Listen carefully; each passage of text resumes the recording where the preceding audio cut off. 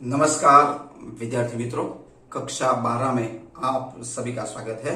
दोस्तों, आप 12वीं कक्षा में इस साल है बोर्ड के एग्जाम आप देने वाले हैं।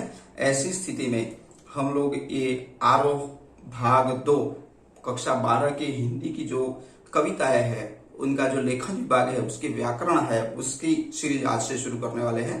क्षितिज भाग 2 और भाग 1 चालू करने के बाद उसकी प्रतिक्रिया बहुत अच्छी आई। बहुत सारे विद्यार्थियों ने ऐसा कहा कि सर हमारे 12वीं कक्षा में भी मेरे कांटेक्ट में रहे ऐसे विद्यार्थी, और बहुत सारे विद्यार्थियों का मैसेज और कॉल आया कि सर आरोह की जो कविता है उस कविताओं का भी आप अध्ययन कराए, उनकी भी व्याख्या कराए।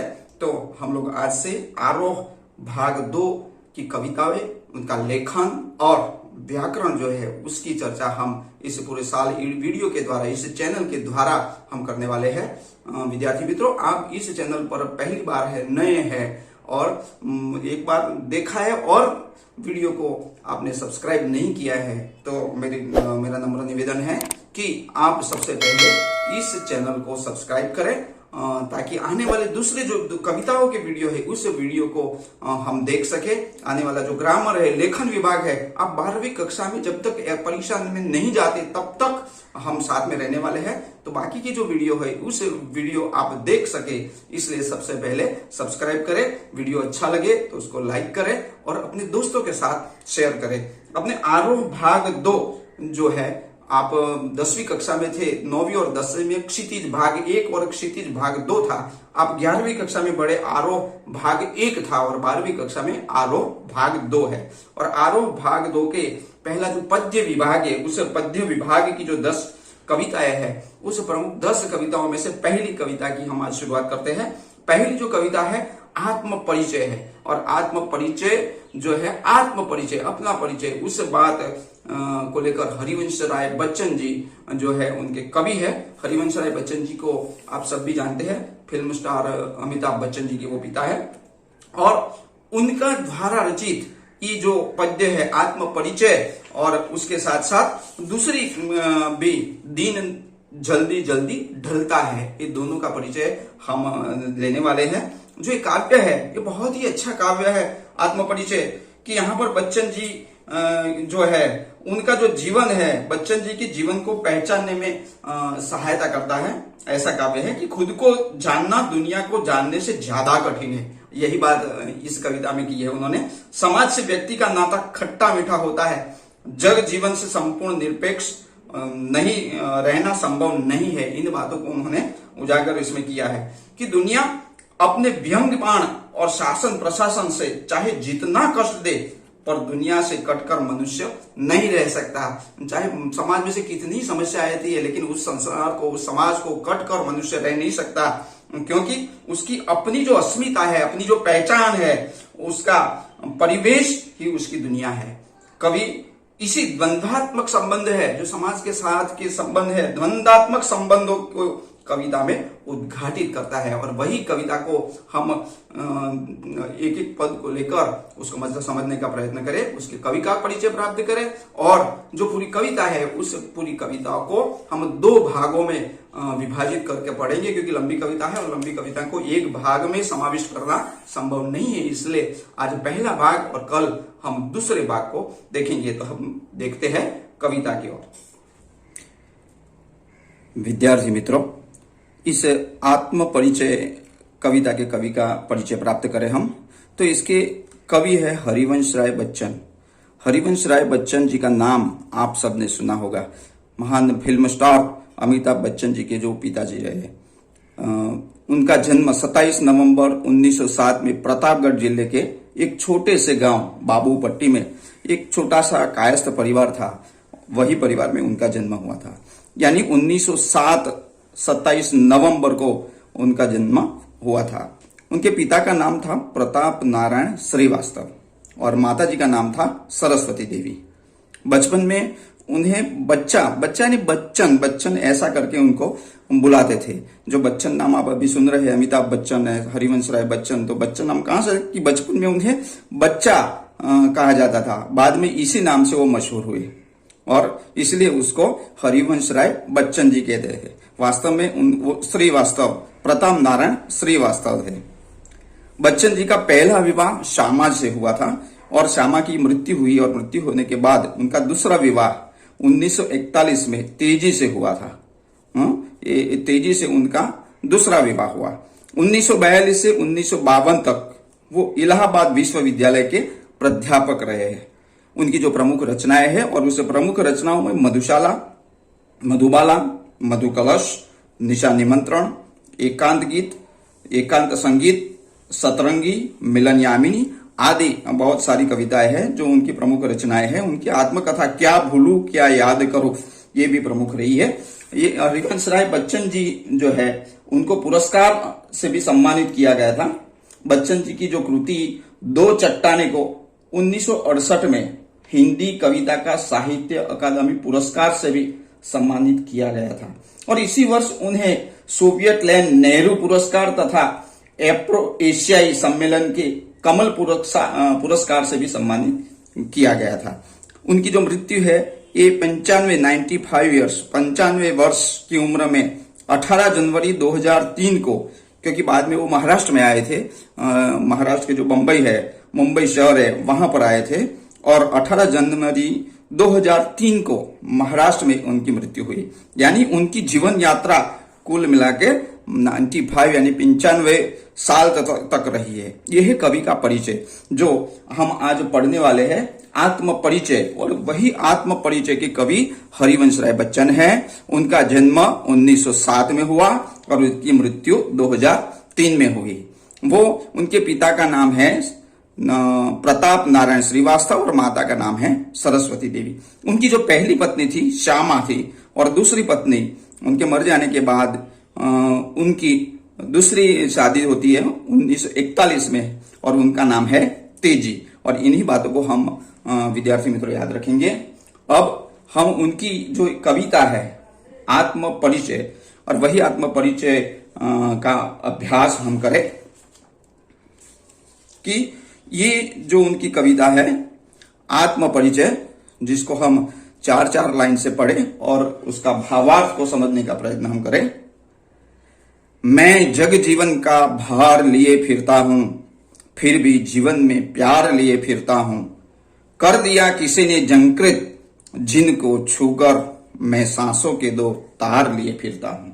बहुत ही अच्छी पंक्ति यहाँ पर हरिवंश राय जी बच्चन द्वारा लिखित कि मैं जग जीवन का भार लिए फिरता हूं।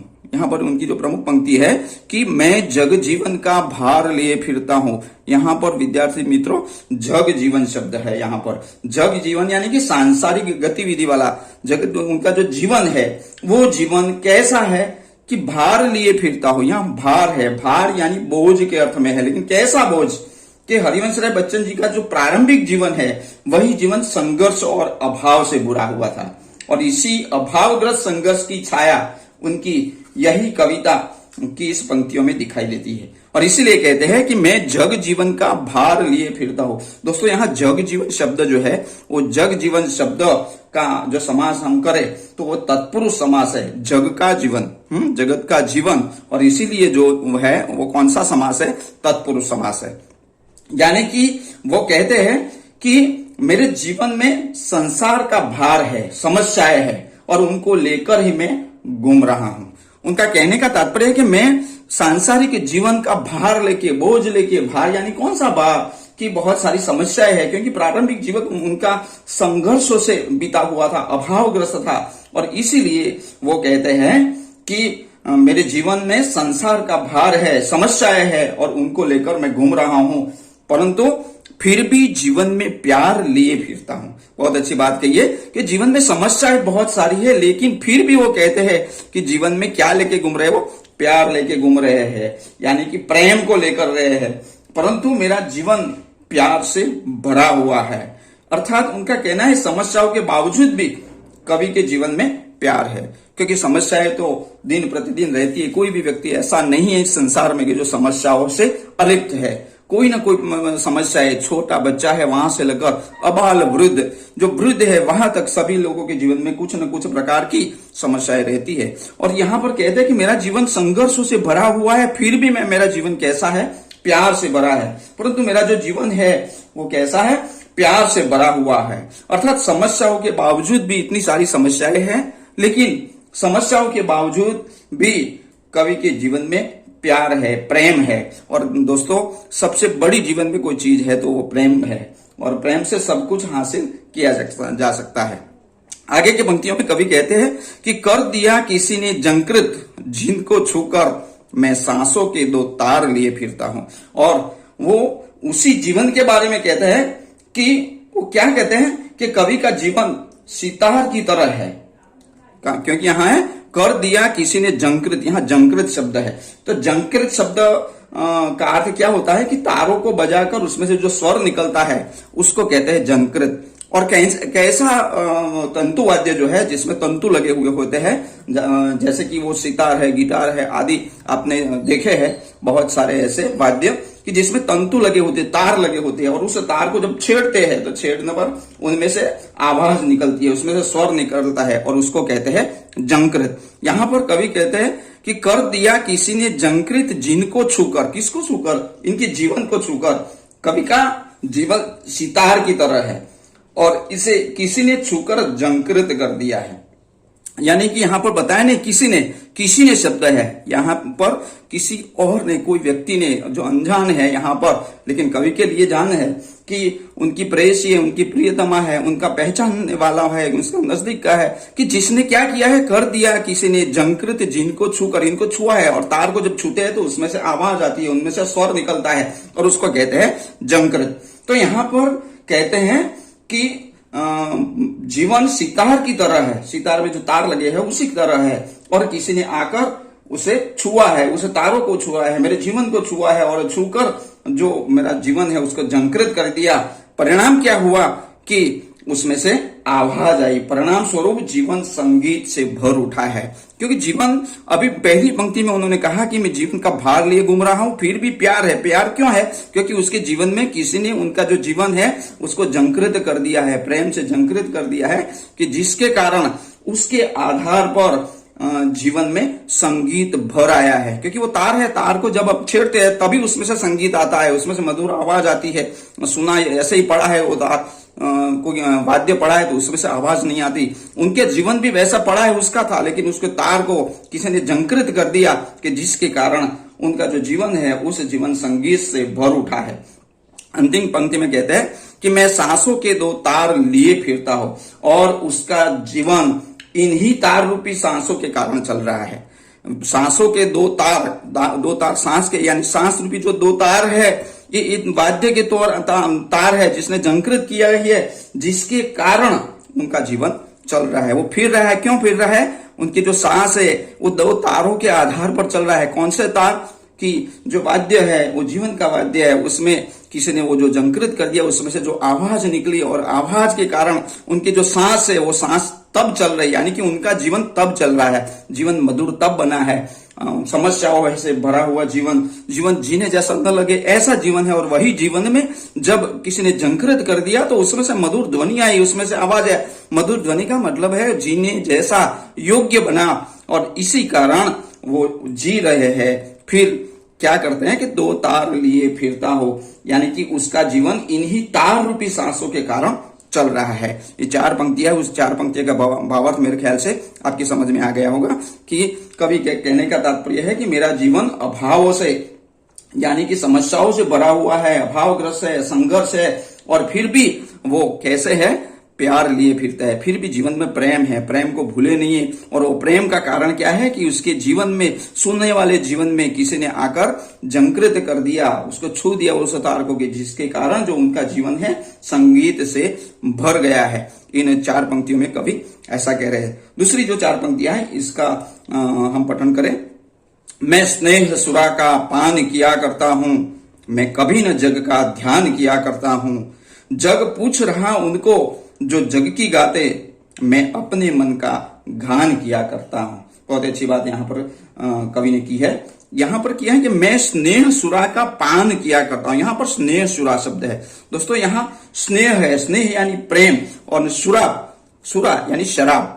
यहाँ पर स्नेह रूपी शराब है, और शराब पीने से व्यक्ति कैसा होता है, मतवाला हो जाता है, आनंदित हो जाता है, चाहे कितने भी दुख है उस दुख को उसी समय वो भूल जाता है। और इसलिए कवि यहाँ पर कहते हैं कि स्नेह सुरा, यहाँ पर दोस्तों स्नेह सुरा से उसका समास भी कर्मधारय समास हम लिख सकते हैं, क्योंकि स्नेह रूपी सुरा, इसका विग्रह जब हम करें कोई भी समास, जैसे कि इसमें जग जीवन का किया, जग का जीवन, और इसलिए तत्पुरुष समास होता है। यहाँ पर स्नेह सुरा है, स्नेह सुरा यानी स्नेह रूपी सुरा, यहाँ रूपी शब्द है। हम समास जब सीखेंगे तो उसमें इस बात का जिक्र करेंगे कि यहाँ पर कर्मधारय समास है।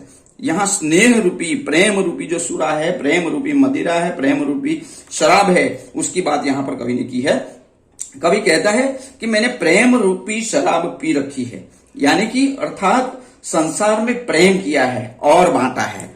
इसका कहने का स्नेह रूपी शराब पी है, यानी कि प्रेम की शराब जो मिलती है, यानी कि प्रेम उन्होंने क्या किया है, संसार में सब लोगों को प्रेम किया है और अकेले प्रेम करते हुए सब लोगों को वही प्रेम को बांटा है। और इसीलिए कवि कहते हैं कि मैं कभी न जग का ध्यान किया करता हूं। और इसीलिए कवि यहां पर कहते हैं कि यहां मैं कभी न जग का ध्यान किया करता हूं। यहां पर शब्द है ध्यान करना, यहां पर ध्यान करना यानी कि परवाह करना। यहां पर कहते हैं मैं कभी न जग की, मैंने कभी जग की परवाह नहीं की है, क्योंकि जगत को देखे तो हम गुमराह हो जाएंगे। जगत है इधर से उधर और उधर से उधर, कहां से कहां ले जाएगा उसका पता नहीं। इसीलिए कवि कहते हैं कि मैंने प्रेम की शुरा पी है, प्रेम को अपने जीवन में अनुभव किया है और प्रेम सभी लोगों को बांटा है। और इसीलिए मैं कभी न जग का ध्यान किया करता हूं, यानी उसने कभी भी लोगों की परवाह नहीं की है, ऐसा उनका कहने का मतलब है। जग का, जग यानी लोग, संसार, इस संसार की परवाह उन्होंने नहीं की है। कवि कहता है कि संसार क्या करता है, जग पूछ रहा उनको जो जग की गाते, जग की गाते ने प्रशंसा करते। जगत हमेशा, जगत संसार, जगत यानी लोग, जगत यानी लोग जो है, लोग समाज में कैसे है। कवि का कहने का मतलब है कि कवि कहता है कि संसार उसी को पूछता है जो उसके गुणगान करता है, उसकी प्रशंसा करते हैं। जो चाटुदार होते हैं हमेशा प्रशंसा करते रहते हैं, ऐसे लोगों को ही पूछता है। महत्व किसका है, जग पूछता है। इसका मतलब कि संसार किसको पूछता है, संसार किसकी वाह वाह करता है, किसका गुणगान गाता है, जो उनकी गाते हैं यानी प्रशंसा करते हैं। कोई भी व्यक्ति है, उस व्यक्ति को आप उसके बारे में गलत शब्द बोलोगे तो आपका विरोधी हो जाएगा, लेकिन उसकी प्रशंसा करोगे, झूठी प्रशंसा, उसमें है या नहीं है उसका मतलब नहीं, लेकिन उसकी प्रशंसा हम करेंगे। जग की गाते यानी कि जगत की बातें जो है उसकी प्रशंसा करना। तो प्रशंसा करने से आप चाहे कैसे भी हो, उनकी दृष्टि में आप महान बन जाओगे, यानी जग उनको पूछता है। कवि कहते हैं कि संसार उसी को पूछता है जो उसके गुणगान करे, उसकी प्रशंसा करे, परंतु कवि से यह नहीं होता है। कवि ऐसी बातों में पड़ना नहीं चाहते हैं, और इसीलिए मैं अपने मन का गान किया करता हूं। और इसीलिए यहाँ पर हरिवंश राय बच्चन जी कहते हैं कि जगत उसको पूछता है, उसकी वाह करता है, उसकी प्रशंसा जो करता है उनकी, लेकिन वो मुझसे होगा नहीं, कवि से होता नहीं है। और इसीलिए कहते हैं कि वह तो अपने मन का गान करता है, मैं अपने मन का गान किया करता हूं, यानी संसार की बातों को छोड़कर वो अपने मन की बात है, मन का गान है। निज मन में, मन के अंदर से जो आता है उसका गान, उसमें ही वो मस्त रहते हैं कि वह अपने मन का ही गान करता है। फिर संसार पूछे या न पूछे, वह अपनी निजता को नहीं छोड़ता है। और व्यक्ति हमेशा सफल वही होता है दोस्तों कि जो अपनी बातों को लेकर ही जीता है, अपनी बातों को, अपने सही जो बातें हैं, संसार क्या करता है उसकी चिंता नहीं करते, वो अपनी निजी बातों। कई लोग ऐसे होते हैं कि वो खुद सही है, लेकिन सांसारिक जीवन में जो कोई आता है और कहता है ऐसा नहीं है वैसा है, तो अपनी निज की जो सही बात है उसको भूलकर उसमें जुड़ जाते हैं, और वही लोग अक्सर पछताते हैं पीछे। तो हमेशा अपनी निज की बातें हैं उसको छोड़ना नहीं चाहिए। और यही बात को कहता है कि मैं अपने मन का गान करता हूं। यहां पर ये पंक्तियां है, उस पंक्तियों को मेरे ख्याल से आपके समझ में आ गया होगा। आगे की जो पंक्तियां 4 है उसका हम अभ्यास करें कि मैं निज उर के उद्गार लिए फिरता हूं, मैं निज उर के उभार लिए फिरता हूं, है यह अपूर्ण संसार न मुझको भाता, मैं स्वप्नों का संसार लिए फिरता हूं। और यहाँ पर बहुत अच्छी बात हरिवंश राय बच्चन जी करते हैं कि मैं निज के उद्गार लिए फिरता हूं। यहाँ पर कवि का कहने का तात्पर्य यही है, कवि यही कहते हैं कि मैं अपने हृदय के उद्गार को लेकर फिरता हूं और उसे ही लोगों में उपहार के स्वरूप बांटता हूं। मैं निज यानी अपने, उर यानी हृदय, अपने हृदय के जो उद्गार है, अपने हृदय में से निकलने वाले उद्गार है, उसको लेकर ही फिरता हूं, मन की बातों को ही सोचता हूं और उसमें ही मस्त में रहता हूं। और इसलिए मैं निज यानी अपना, खुद का, उर यानी हृदय, अपने हृदय की जो बातें हैं उसका वही उद्गार को लेकर वो फिरते हैं और उसी ही लोगों में उपहार के रूप में बांटता है। मैं निज उर के उपहार लिए फिरता हूं और अपने निज की, अपनी खुद के जो बातें हैं, अपने हृदय की बातें हैं, उस हृदय की बातों को सब लोगों में बांटते फिरते रहते हैं, अपने उपहार के रूप में लोगों को बांटते रहते हैं। यहां पर कवि कहते हैं, है यह अपूर्ण संसार न मुझको भाता। कहते हैं कि मैं इसलिए ये सब कुछ करता हूं क्योंकि ये संसार है, मुझको भाता नहीं है। क्योंकि कैसा है? अपूर्ण है। अपूर्ण यहां पर उन्होंने क्यों कहा है कि ये संसार अपूर्ण है? ऐसा यहां पर कवि कहते हैं क्योंकि ये संसार, प्रेम के बिना का संसार मुझे अच्छा नहीं लगता है। क्योंकि संसार में प्रेम को छोड़ के बाकी की बातों को, धोखाबाजी है, द्वेष है, मगर बहुत सारे दुर्गुण समाज में छिपे हुए हैं और ऐसे संसार मुझको नहीं भाता है, ऐसा मुझे पसंद नहीं है। और इसीलिए कवि कहते हैं कि मैं, संसार मुझे ऐसा अच्छा नहीं लगता है और संसार अच्छा नहीं लगता, इसलिए मैं स्वप्नों का संसार लिए फिरता हूं। और इसीलिए कवि कहते हैं कि मैं अपने प्रेम का, अपने प्रेम के सपनों का संसार बनाना चाहता हूं। इस पंक्तियों में कवि ने स्पष्ट कर दिया है कि उसके हृदय में प्यार है, उसी संसार में लिए फिर रहा है और इसी को ही बांट रहा है। संसार में नफरत, घृणा, द्वेष आदि जो कुछ दुर्गुण है उसको मिटाकर प्रेम का संसार बनाना चाहता है, जो उसका संपूर्ण संसार है। यहां पर संपूर्ण संसार, ये अपूर्ण शब्द है, अपूर्ण के बदले संपूर्ण संसार कैसा है उसकी यहां पर व्याख्या उन्होंने की है कि संसार पूर्ण कैसे हो सकता है कि वही संसार में अगर प्रेम है। यहां पर अपूर्ण संसार इसलिए कहा है क्योंकि संसार में नफरत है, घृणा है, द्वेष है आदि बहुत सारे दुर्गुण छिपे हैं और इसीलिए इन सबको मिटाकर वो प्रेम का संसार बनाना चाहता है, जो उसके लिए पूर्ण संसार है, संपूर्ण संसार है और वही सपनों का संसार है जो प्रेम से भरा हुआ है। और यही पंक्तियों में कवि यही कहना चाहते हैं कि मैं अपने दिल का जो, अपने हृदय की जो बात है, उस हृदय की बातों के उन उद्गारों को लेकर फिरता हूं और उपहार के रूप में भी लोगों को वही बांटता हूं। क्योंकि जगत अपूर्ण है, असंसार अपूर्ण है, क्योंकि उसमें द्वेष, घृणा, नफरत आदि दूषण है, जो उनको मिटाकर वो स्वप्नों का संसार लिए फिरता है, यानी कि उनके स्वप्नों का संसार यानी प्रेम का संसार, और वही संसार में वो प्रेम का संसार बनाना चाहता है कि जो उनके लिए वो संपूर्ण संसार है। और यही बातों को यहाँ पर बच्चन जी करते हैं। 4 पंक्ति आगे की है कि मैं जला हृदय में अग्नि दहा करता हूं, सुख दुख दोनों में मग्न रहा करता हूं, जग भव सागर तरने को नाव बनाए, मैं भव मौजों पर मस्त बहा करता हूं। बहुत अच्छी बात यहां पर कवि ने की है कि मैं जला हृदय में अग्नि दहा करता हूं। यहां पर दहा शब्द है, दहा यानी कि जलना। यहां पर कहते, बच्चन जी कहते हैं कि उनका हृदय विरह के ताप से जल रहा है। क्योंकि शुरुआत की जो पंक्तियां है, उस शुरुआत की पंक्तियों में उन्होंने जिक्र किया है, शुरुआत की पंक्तियों में उन्होंने कहा है कि जग जीवन का भार लिए फिरता हूं। भार लिए फिरता हूं यानी कि अनेक सारे संघर्ष उनके जीवन में है, उनके जीवन में सारे कष्ट है और इसीलिए वही बातों को यहां पर कहते हैं कि मैं जला हृदय में अग्नि दहा करता हूं। यानी कि उन्होंने स्पष्ट किया है कि उनका जो हृदय है विरह के ताप से जला है। कौन से अभाव है, कौन सी कठिनाई है, कौन सी समस्याएं है, तो विरह की समस्या है और उस विरह की समस्या वो अपने हृदय में, और हृदय जला हृदय है यानी विरह वाला है, कष्टों वाला है, उसकी अग्नि से दहा करता हो यानी उसका हृदय जल रहा है। जल रहा है यानी कि वो कैसे है, दुखी है। कौन दुखी है? बच्चन जी खुद दुखी है, क्योंकि उनका हृदय विरह के ताप से जल रहा है, परंतु वह सुख दुख दोनों में मग्न रहा करता है। सुख और दुख, यहां पर 2 शब्द है, उसका हम समास विग्रह करें तो सुख या दुख, तो कौन सा समास होगा?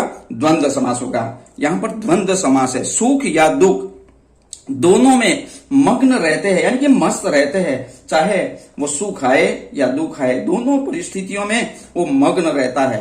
अर्थात वह सुख दुख से विचलित नहीं होता है। और सही अर्थ में सुख आए तो बाहर से वो लोगों की तारीफ करने लगे, ये करने लगे, वो करने लगे। दुख आए तो वो गिर जाए। ऐसे लोग सांसारिक जीवन में टिकते नहीं है। सुख और दुख दोनों की परिस्थिति में समान भाव से कहते हैं। श्रीमद् भगवद गीता में भी भगवान ने कहा है, सुखे दुखे समय कृत्वा, दोनों की परिस्थिति में समान भाव से रहना चाहिए। अर्थात वह सुख दुख से विचलित नहीं होता है। चाहे कुछ भी परिस्थिति आए, सुख आए तो भी और दुख आए तो भी, ऐसी दोनों की परिस्थिति में यहाँ पर बच्चन जी कहते हैं मैं मग्न रहता हूं, यानी कि मस्त रहता हूं। जैसे कि अर्जुन की स्थितियों में भगवान श्री कृष्ण ने कहा है स्थित प्रज्ञ है। स्थित प्रज्ञ यानी उसकी प्रज्ञा है, वो स्थित है। सुख हो या दुख हो, दोनों परिस्थितियों में उसको कोई असर नहीं होता। जैसे कि प्रकृति है, प्रकृति स्थित प्रज्ञ है। दोनों परिस्थितियों में चाहे कोई बड़े से बड़े व्यक्ति का निधन हो जाए तो भी वही प्रकृति है, फूली फाली है, मस्त सुबह में हमको देखने की मिलती है। कोई अच्छी बातें आ जाती है जीवन में तो भी वो वैसा है। दोनों परिस्थिति में यहाँ पर कभी भी यहाँ पर कहते हैं कि मैं जला हृदय में अग्नि दहा करता हूं। मेरे जीवन में बहुत सारी समस्याएं हैं, विरह के ताप से जल रहा हूं, मेरा हृदय जल रहा है, मैं दुखी हूं, परंतु वह सुख दुख दोनों स्थितियों में मग्न है, अर्थात वह सुख दुख से विचलित नहीं होता है। और इसलिए कहते हैं कि ये जो संसार सागर है, यहां पर नीचे की पंक्तियों में कहा है जग भव सागर तरने को नाव बनाए। यहां पर भव सागर शब्द है दोस्तों। यहां पर भी ये समास का विग्रह हम करें तो भव रूपी सागर, यहां पर रूपी शब्द जब छुपा है तो रूपी आता है। तो आगे भी हमने एक समास को देखा है, तो यहां पर कौन सा समास होगा? कर्मधारय है, क्योंकि इसका विग्रह हम करें तो भव रूपी सागर है। जग यानी संसार भव सागर को तैरने के लिए, सांसारिक जीवन को तैरने के लिए क्या बनाए? नाव बनाए। नाव बनाना, नाव क्या है? पानी जो है, पानी के अंदर तैरने के लिए, एक जगह से दूसरी जगह जाने के लिए, पानी से बचने के लिए नाव में बैठकर हम जाते हैं। तो लोग क्या करते हैं? ऐसी समस्याओं से बाहर निकलने का प्रयत्न करते हैं। यह संसार भव सागर को पार करने के लिए नौका बना रहा है। विविध कोई ना कोई उसमें समस्याओं से बाहर निकलना के लिए प्रयत्न करता है, किंतु कभी क्या करता है? कभी तो मैं भव मोजों पर मस्त बहा करता हूं कि मैं क्या करता हूं। लोग क्या करते हैं कि उस समस्या से बाहर निकलने का प्रयत्न करते हैं, समस्या से छूटने का प्रयत्न करता है। पानी आता है तो पानी को तैरने की जगह नाव बना के उसमें से बैठकर निकल जाने की बात करता है। लेकिन मैं इस भव यानी संसार जगत, इस संसार के जो मोजे है, मोजों का मतलब कि आने वाली समस्याएं है, आने वाले दुख है, दुविधाएं है, उस पर मस्त बहा करता है। यानी मस्ती से ऐसे जीवन में भी वो जीने का प्रयत्न करता है। यहाँ पर कवि का कहने का मतलब है कि कवि भवसागर की लहरों पर बैठकर मस्ती से वह घूमता है, मस्ती से पार कर रहा है, मस्ती से बह रहा है। अर्थात संसार दुखों से बचने के लिए उपाय ढूंढ रहा है, परंतु कवि दुखों का ही सहारा लेकर आगे बढ़ रहा है।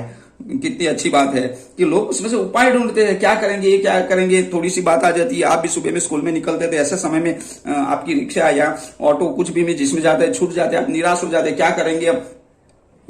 निराश होकर हम बैठ जाते हैं, कहीं घर पे चले जाते हैं। लेकिन अच्छे लोगों की कोई बात नहीं, हम पैदल चले जाएंगे। तो यहां पर यही बातों का जिक्र यहां पर कवि करते हैं कि लोग क्या करते हैं, जग भवसागर तरने को नाव बनाते हैं, उसमें से समस्याएं ढूंढने का प्रयत्न करते हैं, उसमें से कहां से निकले ऐसा प्रयत्न करते हैं, उससे बचने के लिए उपाय ढूंढ रहा है। किंतु कवि जो है वो दुख है तो दुखों पर भी, ये मोजे है, मोजे यानी दुख है, उस पर ही मस्त बनकर वो सहारा लेकर आगे बढ़ रहे हैं। बहुत ही अच्छी ये 4 पंक्तियां है। कविता आगे भी बहुत है, लेकिन समय हमारे पास कम है, क्योंकि यही वीडियो में बहुत वीडियो लंबा हो जाएगा तो आपको पढ़ने में भी मजा नहीं आएगा। बाकी के 6 चरण अलग अलग है, उसको पार्ट 2 में हम देखेंगे। दोस्तों मैं आपसे विनती करता हूं, आप इस चैनल पर नए हैं या तो अभी तक आप लोगों ने सब्सक्राइब नहीं किया है तो इसी चैनल को अभी सब्सक्राइब करें, ताकि आने वाले आगे जो वीडियो है, कविता के वीडियो है, हम ग्रामर की बातें भी करने वाले हैं, इसमें लेखन विभाग है उसकी भी चर्चा करने वाले हैं।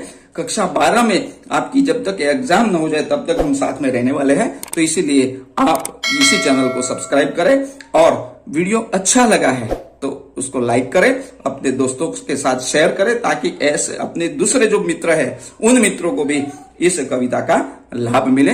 दोस्तों, दूसरे पार्ट में हम आगे बच्चन जी क्या कहते हैं इस बात को सुनेंगे और वही का भावार्थ समझने का प्रयत्न करेंगे।